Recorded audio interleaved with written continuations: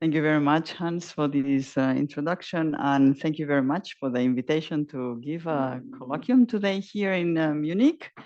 Especially today, it's such a nice day that one has a tendency to look outside, but I hope that I can entertain you a little bit for the next coming quarters of an hour.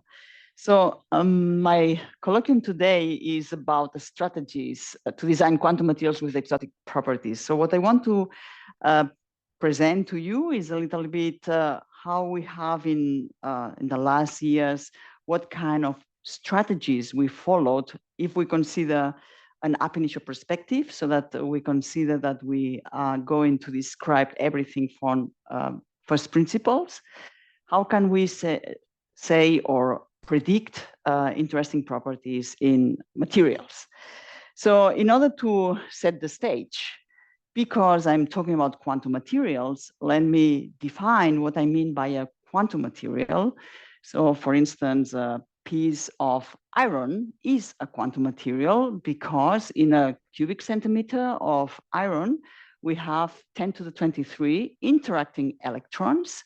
And it is the simultaneous action of the features of these electrons, the fact that they have a charge and a spin, they occupy orbitals, and they interact with a lattice of ions that give rise to the macroscopic properties that we are able to observe, like superconductivity, magnetism, and many others. So that means that we need to make use of quantum mechanics in order to describe these emerging properties, which are in fact a collective effect of all these interacting electrons. And this is what I'm going to do along the way. And here I would like to quote Phil Anderson. This is a nice paper of him, More is Different, where he introduces this concept of emergence. So condensed matter theory, it's condensed matter in general, is a very interesting field of research. I know that I am today here in quantum optics, but there is a lot of talking between these different fields. And the reason for being an interesting field of research is because of this emergence, so that it is not the property of one element of this many-body system which defines the properties that we are going to see, but it's the collective action of these different interacting systems. So in fact, this concept of emergence is not a concept that is only in quantum mechanics. We also have this concept in our macroscopic world. If we think, for instance, about these nice configurations of birds, this flock of birds that you see sometimes when there is migration of birds in the sky. And one would never, ever be able to predict these shapes by just considering the properties of a single bird. So that's why we can define emergence as behavior which is not foreseeable from the knowledge of the constituents alone. And I'm going to make use of that all the time in order to describe what we call exotic properties in materials. So let me go back now to my quantum materials. And in order to introduce this topic, let's go 100 years ago and basically check how at that time people were trying to understand the properties of materials. And I'm going to concentrate for the most rest of my talk on one important property, which is magnetism.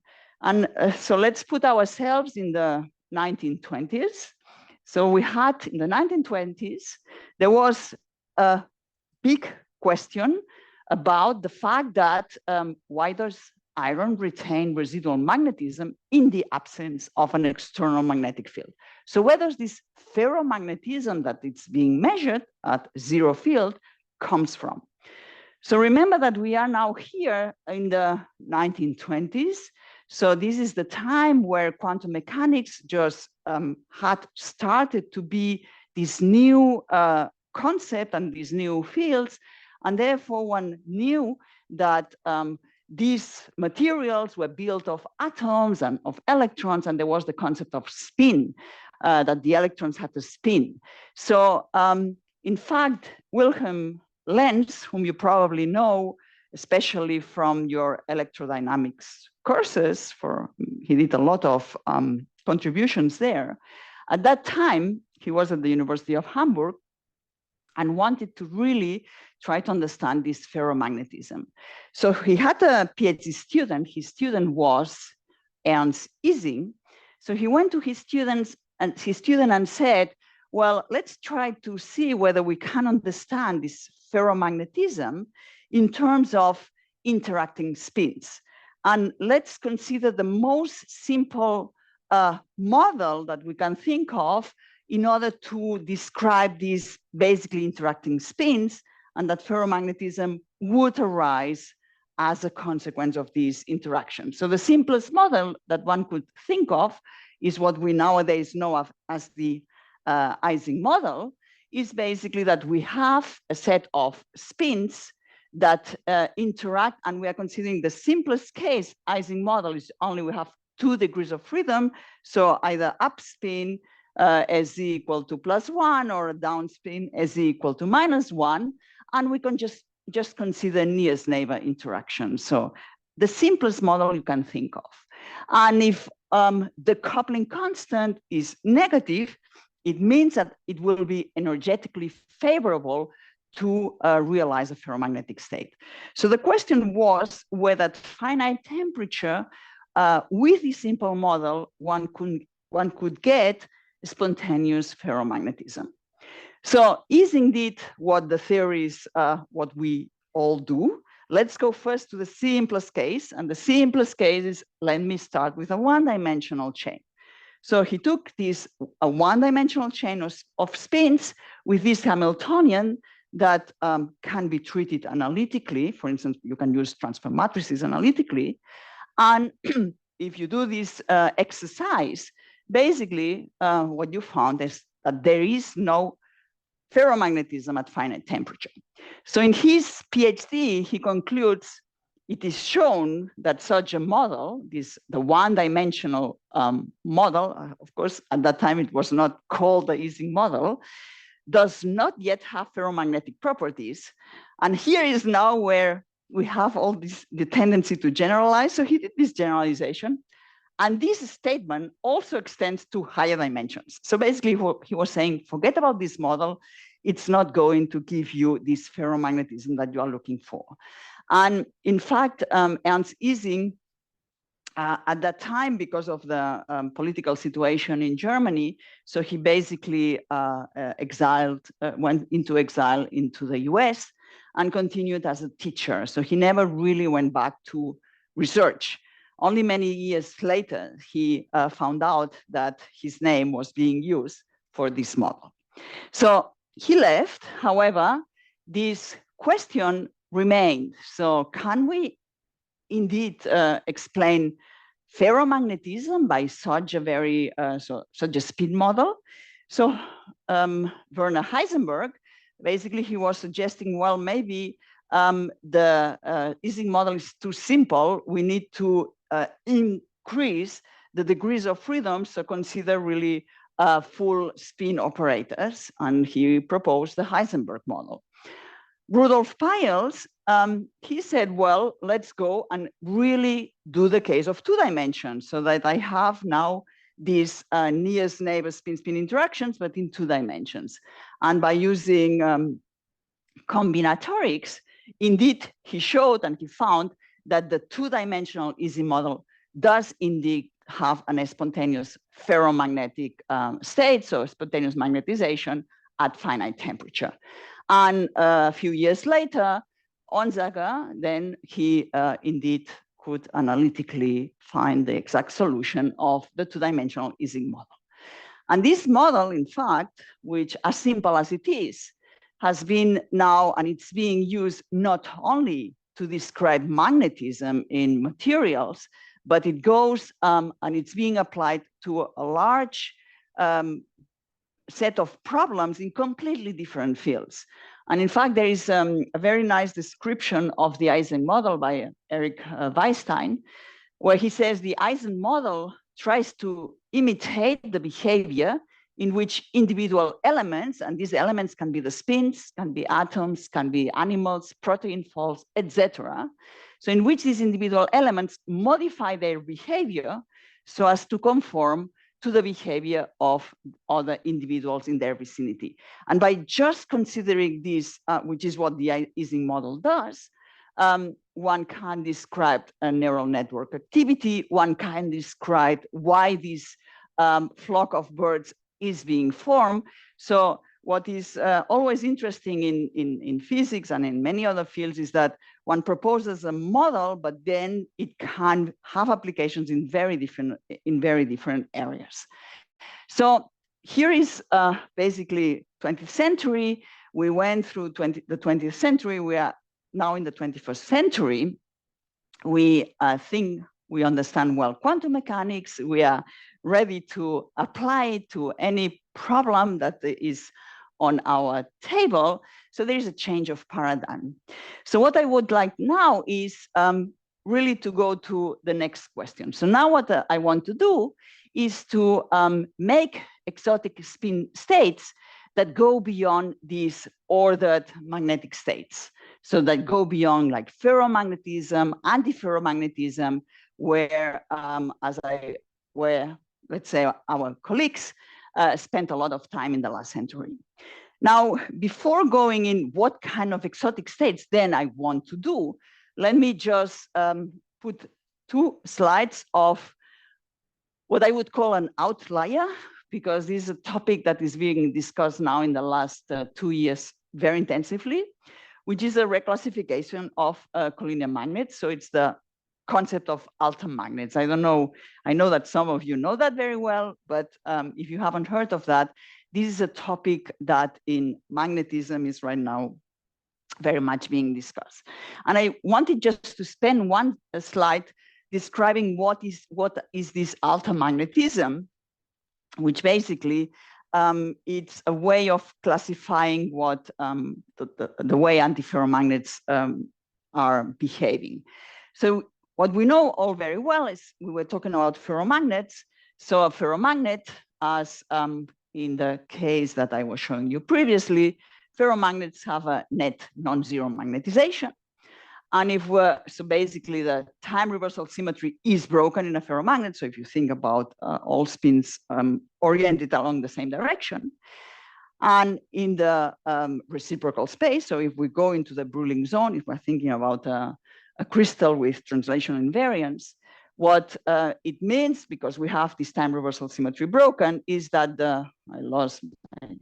here it is that the bands, the up and down bands are split. So there is, in fact, a net splitting of your 2 spin up and spin down bands. Now, for instance, for spintronic applications, it's important if you have these selected spins, so spin up and spin down currents.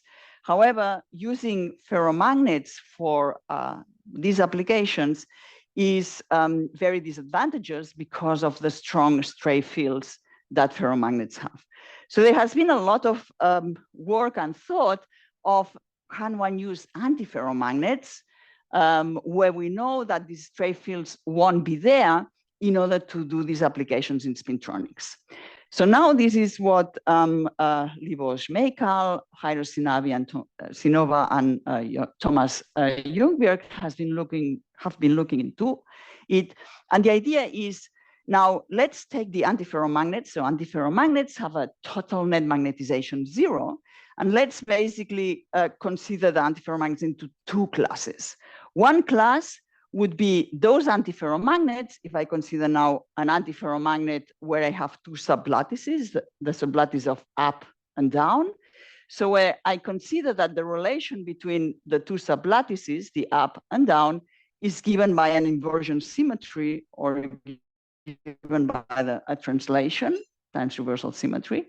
In this case, what we have in the K space, so when we are looking at these spin polarized currents, is that the up and the down spin polarized currents are basically degenerate.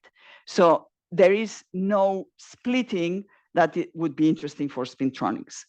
However, now there is the second class of antiferromagnets where the two sublattices are not related neither by inversion symmetry nor by translation, but by any other symmetry of the crystal, for instance, rotation, like in this example that I'm showing here. In that case, this degeneracy is lifted because I don't have this Kramer's basically doublet. And what one has is in the spin splitting is K-dependent. And this has, in fact, started a whole field of research by looking into materials that show this type of spin splittings, however, with total net magnetization 0. Because this doesn't have the disadvantage of these stray fields and has important, interesting applications in spintronics. So here is just to show you these applications of these so-called alter magnets. Now, however, I don't want to talk about alter magnets here because alter magnets in these classifications, they still are long-range ordered phases, and this long-range order can be well explained by Landau's theory of phase transitions, for instance, in terms of an order parameter. So what kind of exotic spin states I would like to talk to you today? I would like to talk about spin states that don't order. So that means that even going at t equals 0, there is no long-range order. How can we achieve that? So, and this is a question that already Phil Anderson was thinking deeply about it. The only way that we have to really not have a long-range order in a magnet, even going at t equals 0, is by having that the quantum fluctuations survive at any temperature. So, and he was introducing this concept of a quantum spin liquid. So let me maybe go a little bit more in detail. What was Phil Anderson, why was Phil Anderson interested in this problem? So let's consider that we have a triangular lattice. And as I'm saying, I'm in insulators and I have well-defined spins on a lattice. Let's consider that I have now a triangular lattice where the spins are antiferromagnetically aligned. So clearly, due to the geometry of the lattice, the fact that I have a triangle, so the third spin has no way of aligning antiferromagnetically at the same time with this spin here and this spin here. So this is what we call magnetic frustration. And what Anderson was saying is, well, we need to propose a different way of defining this type of states, which is not the usual way that we have in ordered states.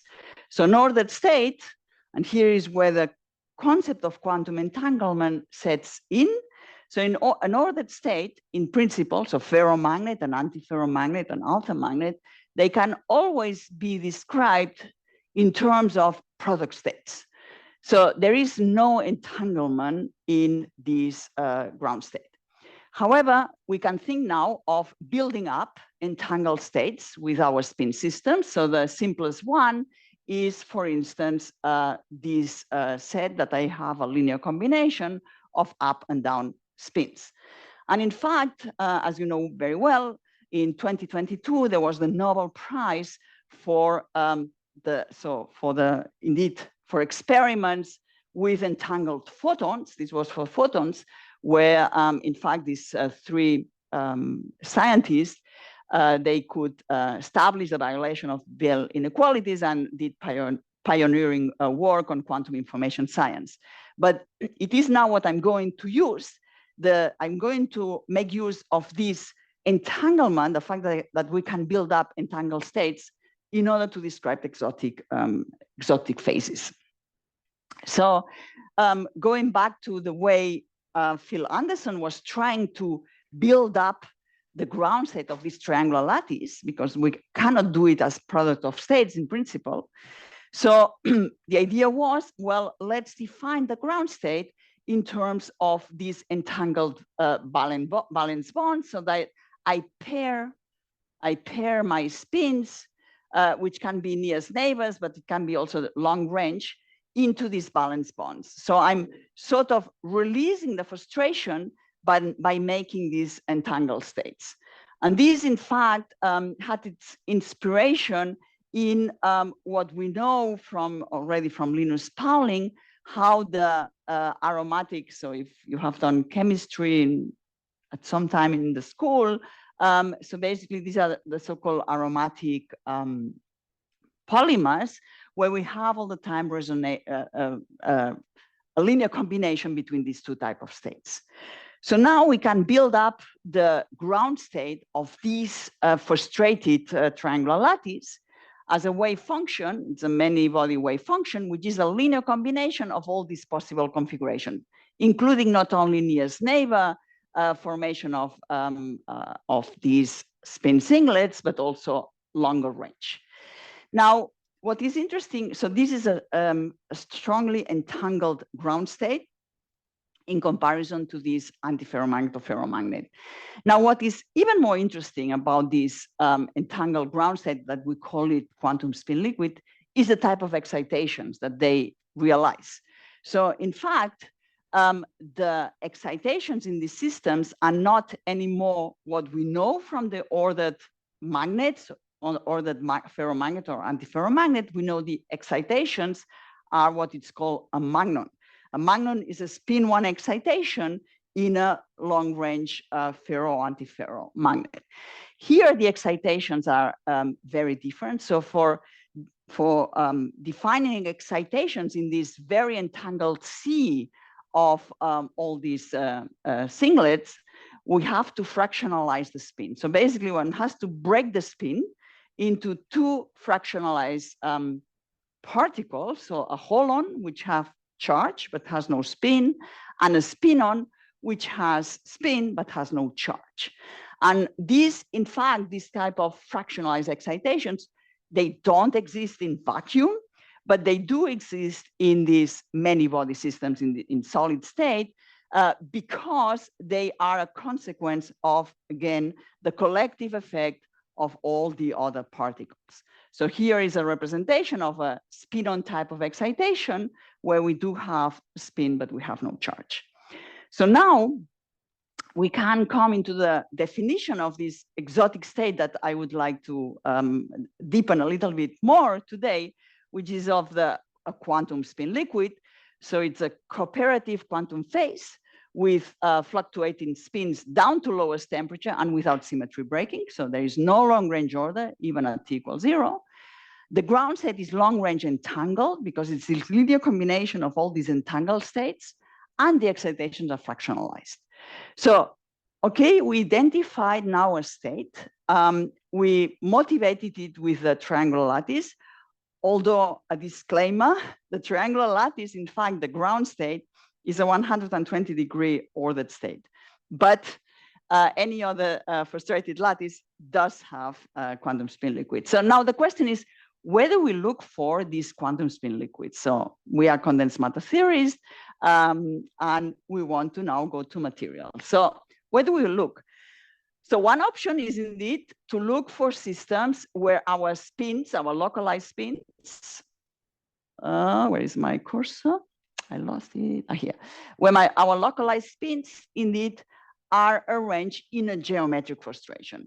As I was telling you, the triangular lattice is not our best choice because one can nevertheless realize by putting the spins in a non-collinear way, one can make a long range order. However, the Kagome lattice, you see here the Kagome lattice, indeed the Kagome lattice, the ground state is a spin liquid type of ground state, as I was telling you. So one way is to look for materials that are realization of this type of lattices. The other option to have a realization of this quantum spin liquid is by doing what we call Hamiltonian engineering. So the idea is to write down a model Hamiltonian, and because I'm now working with spin, so spin Hamiltonian, which only contains non-commuting terms. Since they don't commute, it means that the quantum fluctuations are going to survive in the corresponding eigenvalues and eigenstates. So, and this is, in fact, one example of this Hamiltonian engineering is what we know as the Kitaev Hamiltonian. So let me show you an example of the two cases. So for instance, of geometric frustration, an example of material that really fulfills this geometric frustration. This is Herbert-Schmidtite. Herbert-Schmidtite, this is a mineral, and the name, as you can guess, it comes from Herbert Schmidt. Herbert Schmidt basically found this mineral and identified, and it has, the formula looks quite rather horrible, but if we look at its crystal structure, it's rather simple. So the crystal structure is basically layers of these copper atoms, and these layers build perfect Caromel lattices. So we have spin 1/2 perfectly set into these Caromel lattice, and the interaction between these coppers is antiferromagnetic. So we have a frustrated system. The system indeed doesn't know, so it's a Mott insulator because it's an insulator due to the strong correlation. Doesn't order, so the susceptibility measurements up to low temperatures, there is no long range order. So we are ticking here, okay, this could be a quantum spin liquid. But the real test is, what about the excitations and these fractionalized excitations? So here what I'm showing is inelastic neutron scattering data. So that the idea with inelastic neutron scattering is that you take your material, you send polarized neutrons, and then because it's inelastic, you are going to create possible excitations in the magnetic system.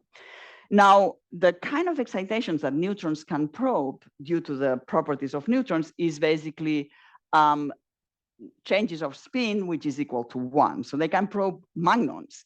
However, how would they probe excitations that are fractionalized? So the way that one sees, or at least suspects that one has fractionalized excitations with neutrons is when one sees a continuum of a spectra, which is a continuum of excitations, like this type of spectra look like here. So you see it's very diffuse, and this already is telling us magnons are not forming here, so probably we are having these fractionalized excitations. However, these are materials that they are not perfect, and one enemy of the quantum spin liquids is disorder. So if you have disorder, if there is disorder in these samples, and we know in these samples there is disorder, one of the disorders in these samples is that copper and zinc, they have more or less the same radio. So the positions of copper and zinc, they tend to exchange. And this causes disorder in the system, and disorder will also give you this type of a spectra. So one has to then do other type of experiments in order to prove whether we have fractionalized excitations or not. Now, let me go to the Hamiltonian engineering. So an example of Hamiltonian engineering, and I was mentioning the Kitaev model. So the Kitaev model, continuing with the Ising model, is nothing else as a nearest neighbor Ising model, but it's bond dependent on a honeycomb lattice here. So basically, it's a model where what we have here is our honeycomb. So we have that these two neighbor spins on this bond, only the X component interacts. Here, it's only the Z component, and here it's the Y component. So in principle, it's a very artificial type of model, and it's highly frustrated because if, let's say, you add a spin here, it means that you are interacting with your neighbor here up with the Z component, with this neighbor with the Y component, and this other neighbor on the left with the X component. And because the three components don't commute with each other, this is a highly frustrated situation. So I would like to mention that there have been in condensed matter precursor models to what we now know as the Kitaev model. And this is the compass model. So one of the nice papers from Daniel Komsky and and his colleague Clement Kugel, where this is a work from the 80s, where they were interested in describing interactions between the orbital degrees of freedom in strongly correlated systems, and they came up with such a Hamiltonian, which in fact is has the same features as the Kitaev model. However, the merit of Alexei Kitaev was to solve this model exactly. And how did he do that? He did that, so we have a highly frustrated situation, so we need to sort of find a representation for our spins where this fractional, so basically fractionalize the spins. And that's what he did. So he basically took the Majorana representation, so Majorana fermions. These are fermions where the particle is equal to the antiparticle. So they have spin, but they have no charge. And now one can write the spin operators in terms of these 4 Majorana fermions. So we are fractionalizing the spin in terms of these chargeless fermions. Now, what happens when you do that? So what happens is the following. So again, here in the picture is just to show I have a frustrated situation. I think about a way of writing my spins to release this frustration. So I fractionalize this, basically the spins into this representation. And when one does that, the Hamiltonian, basically what one can show is that these type of operators are constants of motion.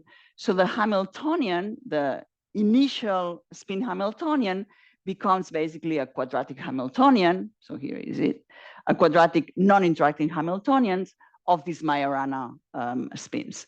And this is in fact the solution of the Kitaev model, where the ground state is a spin liquid ground state, it doesn't order, and the excitations are given in terms of basically this Majorana, here you are, these Majorana fermions, which are itinerant Majoranas, and these bond operators, what they build is what we call these localized flux excitations. So this is in fact a beautiful model with beautiful physics, and the question, in fact, Kitaev was interested in this model because of the possible application of these Majorana excitations, especially if we're thinking about non-abelian Majorana excitations, to create cubics in terms of 2 of these anions and do operations in a qubit context, which is protected by topology. So this was the motivation of Kitaev. However, now what we want to do is, okay, where can we find in nature a realization of this type of models? And there are 2 ways. So I have the model, I show you I have the model, where I'm looking. So the first thing I want to do is, where should I look for materials? So which are the properties of the materials that would fulfill this type of model? And this was, in fact, a very nice work by George Jackley and Ginyat Kalulin, where they had been working with the compass model that I was showing to you. So they knew quite a lot about these bond-dependent type of models. And basically, they found let's say, the recipe to bring this concept of these bond-dependent interactions into materials. And the idea here is shown for since we have to have this bond dependence of your spin-spin interactions, spins alone won't do it. You need to have an object where you have a strong spin-orbit coupling, because then you can have this dependence on the bond. So you need to have, in fact, atoms that are in the 4D, so heavy electrons, 4D or 5D, to have a strong spin-orbit coupling. And one needs to have a certain crystal field environment of your 4D or 5D electrons in order to have the right splittings to have surviving only these effective that I will call spin, but it's a J effective. It's in fact a spin orbit couple case. So now we have, so this is the recipe, and then one builds with these objects, so the transition metal ions, with these surroundings of, so octahedra of ligands, one can now build these honeycomb lattices. And the point is that if this coupling is through these edges, one can show so that all the Heisenberg, which is usually the strongest spin-spin interaction in a material, is killed due to the fact that you have destructive interference of different paths of interaction between your two neighbors. There is no Jauregg-Skimoria interaction because it's centrosymmetric, and you are left with this type of what we call tensor interactions, which is nothing else as the Kitaev interaction. And it is, so that means now we know what to look for, and this is what our experimental colleagues did. So suddenly there were appearing a lot of materials that could be candidates for this type of bond-dependent models. However, so there are plenty of them. However, most of them, in fact, most of them, or all of them, except this one, they order at low temperatures. So they don't show this nice spin liquid. And the question is now, why? Why is that? So what is happening in these materials? In principle, we follow the recipe that I was showing to you, but they order. So a way of finding out is by, in fact, by doing first principles calculations. So where we extract the minimal models with their properties. And ab initio means one starts really from the Schrödinger equation or the Dirac equation if we're including relativistic effects. However, this is, as you know, an impossible problem to solve because we have 10 to the 23 coupled equations. So along the years, various methods have been developed to really treat this type of equations. And one method, which is very powerful, is density functional theory, where basically in the density functional theory, one is sort of making an approximation to the exchange and the correlation. So density functional theory is very good to describe metals, and it has a lot of predictive power. However, here we are, as I was showing to you, not insulated, strongly correlated systems. So one needs to go beyond density functional theory and combining with various many-body methods. These are all acronyms, but basically what I'm trying to tell you is that one needs to do this combination of methods if one wants to describe the physics of these systems. And we have been also combined that with statistical methods. And because I have here my experimental colleague, and I cannot show you our lab, so as the experimental colleagues usually show, they show us these wonderful pictures of the labs. This is our lab, so this is a computer room.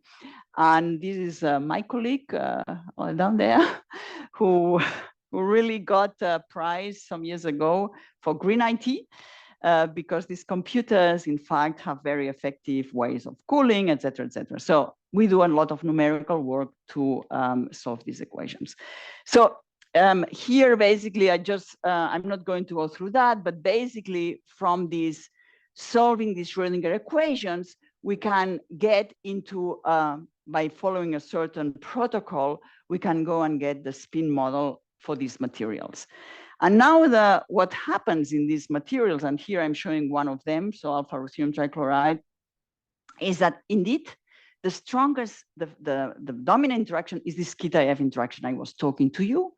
However, there are also other contributions due to the fact that these octahedra are not perfect, there are trigonal distortions. So nature is, as we always say, is not as kind as we would like. And this causes extra terms like non-zero Heisenberg terms and other type of anisotropic contributions. And these are the ones, so here is basically where all these materials are in this circle, putting all the interactions. But these all the non-Kitaev interactions are responsible to the fact that these systems order at low temperatures. However, so nevertheless, even if they order, the excitations still are very unconventional, because we do have all these anisotropic spin interactions. And to show you that, for instance, here, so here is this alpha ruthenium trichloride. So this one of these materials in the ordered phase. So this is the magnon around gamma, the magnon that you would get in an ordered phase as excitations. But you also see here that there's a large region of continua of excitations, which is telling us that we are having here effects also of these strongly interacting, probably fractionalized excitations. Now, I promise you, I want to go to and show you a spin liquid in this. So, and so far in this Hamiltonian engineering, these materials order. So now a way that we do in order to shift the system into this spin liquid regime, one has various ways. One way is, so here is where our material is. It's orders at low temperatures. One way is you apply a magnetic field and basically until you kill this order, and you may hope that once you suppress the long range order, you may still have a manifestation of a spin liquid. And this, there is a lot of discussion, which I'm not going to go about whether there is this spin liquid appearing in this material or not at intermediate fields. But there is another way to also manipulate these systems, which is, since we know from ab initio, we know very well what causes basically this Kitaev interaction and this other non-Kitaev interaction, what the features in the material, we basically can manipulate them by doing some kind of strain in the system, appropriate strains. And one way is indeed by creating this type of heterostructures where the substrate may indeed do the strain that you would like to have in order to bring the system into having only these interactions surviving, or one can do chemical substitution. Let me show you this case of the heterostructure. And I don't know, how is my time doing? I'm okay? Oh, yes, that's fine. Yeah, that's fine. That's what. So now what we want to do is we have now this alpha ruthenium trichloride, which is a Mott insulator, which is a magnetic system, and we're going to put it on top of a metal or a semiconductor. So now the question is, on the one hand, we have all the nice properties of this magnetic system. On the other hand, we put it now in contact or in proximity to conduction, so a bath of conduction electrons. What kind of phases I may expect out of that? So of course, one phase that one may expect is the following, is the Kondo effect. So the Kondo effect, it's basically, which was in fact predicted by Kondo. The idea is that we're having now localized spins, and then in contact with these conduction electrons. So what happens is that at low temperatures, these conduction of electrons are going to screen these localized spins and produce a resonance. And this is what we know as the Kondo resonance. So let's see what happens with this material. So we bring now together indeed these two. And because we're doing this ab initio type of approaches, one can very nice simulate this type of heterostructures. And this was work done together with Sananda Viswas and Ying, who is also here in the audience. And I'm going in the wrong direction. 1 second. And with Valentí, who is also here in the audience. So basically, first we analyze from doing density functional theory, we analyze what happens to the electronic structure of these heterostructures. The first thing is that you will expect when you put two different materials together is you may expect effects of strain because one system has to adapt to the other one, so lattice mismatch. And there may be some charge transfer if they have different type of chemical potentials. And this is what is happening here. So this is shown in this band structure, but maybe look at this pattern of electron density. So what happens is that graphene gives electrons to this ruthenium trichloride, And this charge is mostly accumulated in these chlorides. And second, the ruthenium trichloride undergoes a little bit of a tension because of this mismatch. And this tension, so tensile strain, is good for killing the non-Kitaev interaction. So in fact, this is one of the interesting parts about these heterostructures, that we may be pushing the system towards this Kitaev limit. And there have been quite a few experiments on these layers. And let me mention, this is the work with Valentí and Johannes Knoller. Let me mention one of these experiments, because it's the way we learn about what happened when we were bringing together these two systems. So, so these are experiments from the Max Planck Institute in Stuttgart.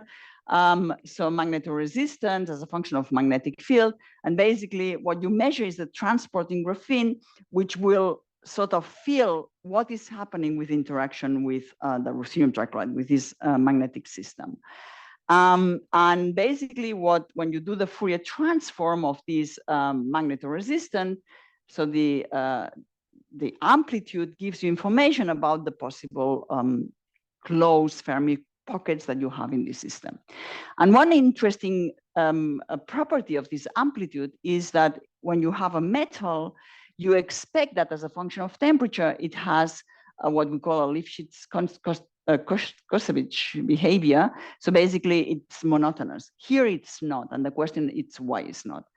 And this is why we proposed a model basically going to this idea of the Kondo effect that I was showing to you, where a model for these bilayers, where basically we have this Kitaev interaction for the spin system of the ruthenium trichloride. This is the conduction electrons of the graphene. And this is the coupling between the spin systems in the ruthenium trichloride and the conduction electrons in the graphene. And Valentí did these calculations, and indeed what he finds is that the behavior, where are you here?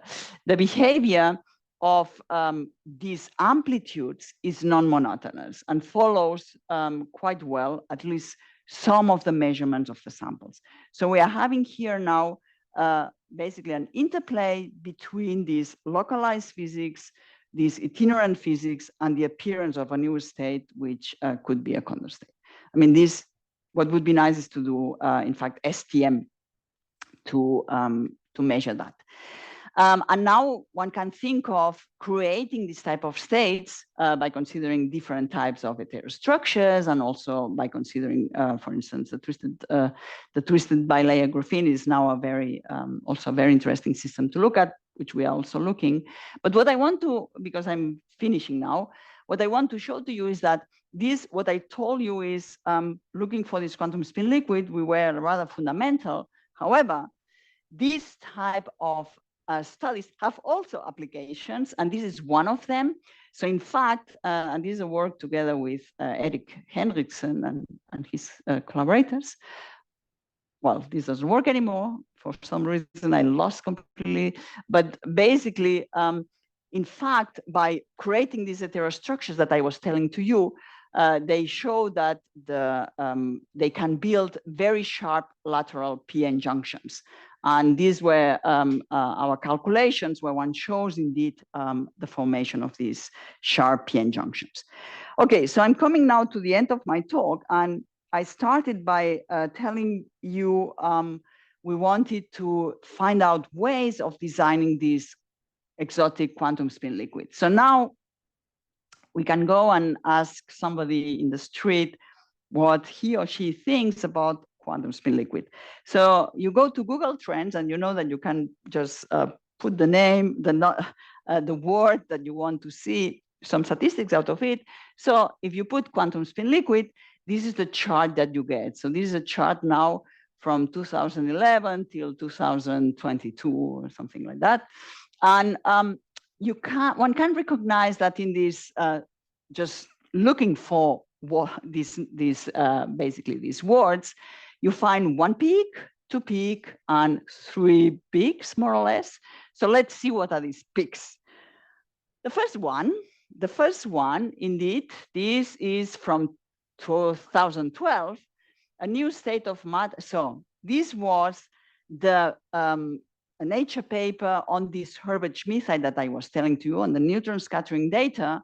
And you know that when there is a Nature paper, there is a press release, and then people start to look into what it is about. So this was a new state of matter and a third type of magnetism, the discovery that could revolutionize computer storage. You know that the press release can be dangerous because then it goes into things that you cannot control anymore.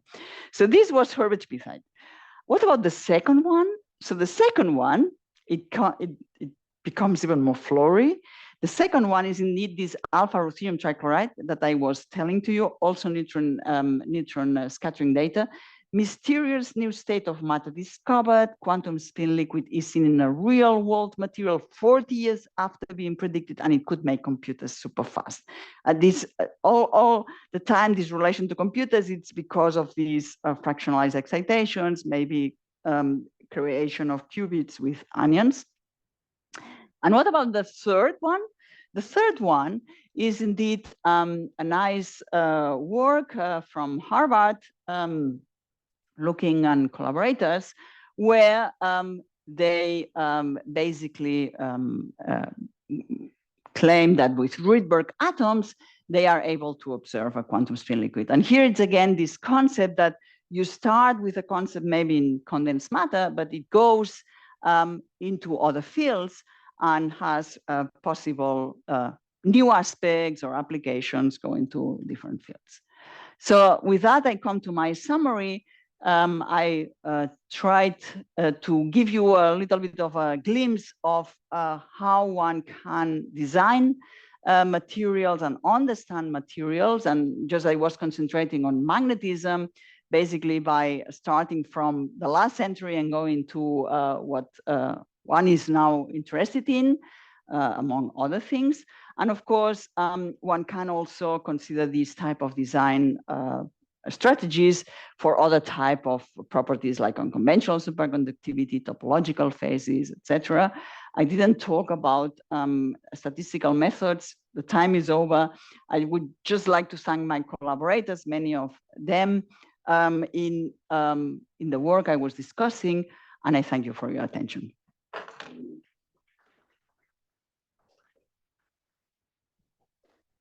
Thank you for your great insights, Rosa. The floor is open for discussion.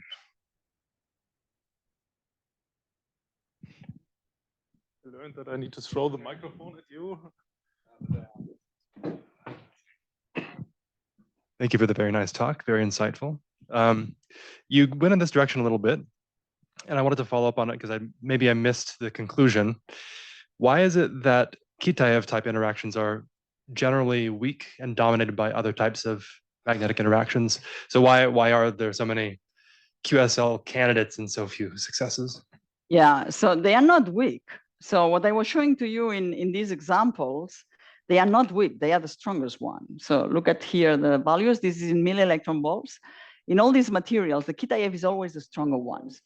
But it's enough that you have this other, and this, for instance, this one, which is, let me tell you, and then I will go to the more broad question that you are posing. So the interactions are strong, but the interaction Hamiltonian is weak or fragile in a sense. But they are fragile. They are fragile because, for instance, we know, so the kind of interaction that I have to have for Kitaev, it's always an interaction between my two spins through the ligand atom.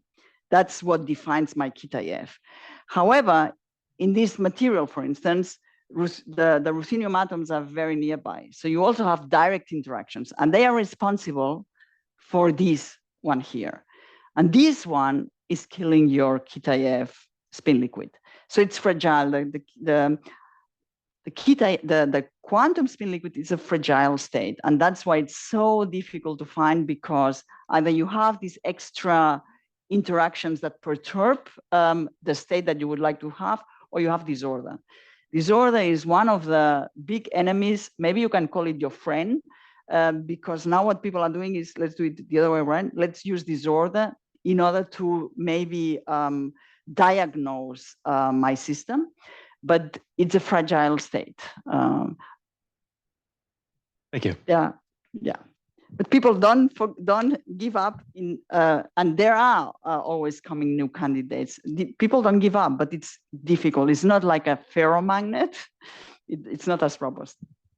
I have two questions. One of them is that when you mentioned the main candidates, you mentioned that one doesn't order. Yes. Which yes. one is it? This one. Yeah. Thank you. This is from the group of Hide Takagi in Stuttgart. This one here, and so this is basically what they did is where is my cursor here? So they took this. You basically take this lithium, so this material here, this lithium here, this. You can see the. I'll do it with a hand. You take this material, and what they did is basically you substitute lithium by hydrogen. So you start putting hydrogen in the system, and basically then this system orders, but then they didn't find long-range order. And now the question is, because of this way of introducing the hydrogen, you are introducing some disorder. And the question is whether you are not having a long-range order because of the fact that you are introducing disorder. And there is, in fact, there are quite a few works, including we worked on that a little bit, Johannes Knoller also as well, by considering that you have basically that your spin-spin interactions have some kind of randomness. So this disorder includes some randomness, and then you can explain this state by including this randomness. So it's a very special non-ordered state. Okay. And the second question is, so you mentioned in 2014 was the release that the ruthenium chloride might be the. Yes. I wanted to ask, in your expert opinion, is this like a closed chapter in the sense that it's a spin liquid just needs a proof, or is it like? Okay, so what's the So the situation is, where is my here? So the paper that created all that was, I think, if I don't remember wrong, is one of these paper from this group of Oak Ridge, maybe not this one, but another one, where clearly the excitation spectrum looks very different from a typical ordered magnetic system, because in an ordered magnetic system, you would only have these magnon excitations well defined, but you have all these continua.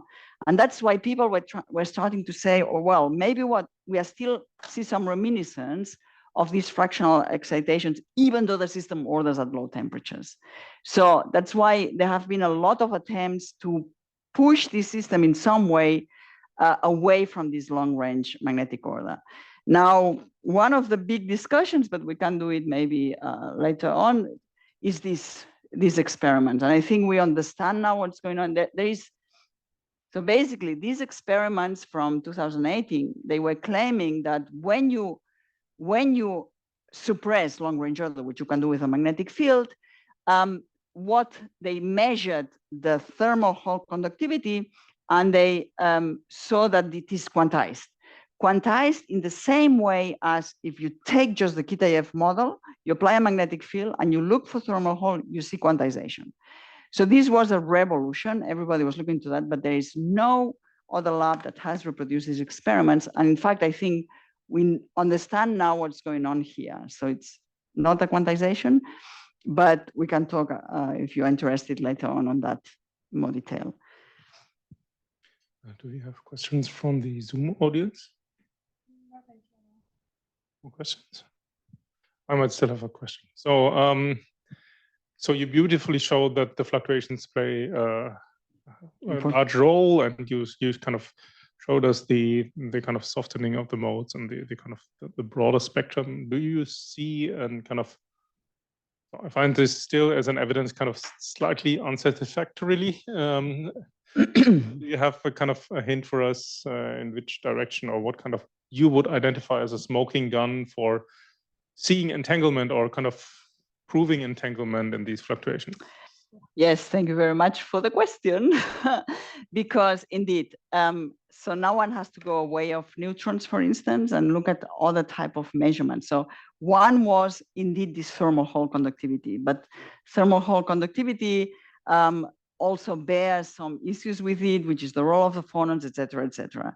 So what we are now, not only we, but also other colleagues looking very much into nonlinear optics. So you know that if you do in the, let's say, in the perfect world that we have a quantum spin liquid, if you look in the linear regime, if you look at basically the linear response, you get very broad spectra. However, if you go to the next order, so second order or third order, you can start to maybe find or identify possible excitations that could be related to this fractionalized excitation. So this is one suggestion, but indeed now people are looking very much into these nonlinear optics to find other type of probes to really, because you need to probe this fractionalization in some way, and neutrons won't do it. Thermal Hall was a way because the prediction was you would have these plateaus, and therefore you would have these fractionalized currents of these neutral particles. But it's extremely difficult to do these experiments and extremely difficult to also interpret. So yes, and there are many more suggestions. I just mentioned now one, but yeah. Okay, more questions? This seems not to be the case. So let's thank Rosa and Hannah again. You. And I wish everyone a great afternoon, and maybe you enjoy the soccer game. Soccer? Who is playing today? With? France against Spain. Oh, You wow. should be, I should be in the in. soccer, in the soccer game.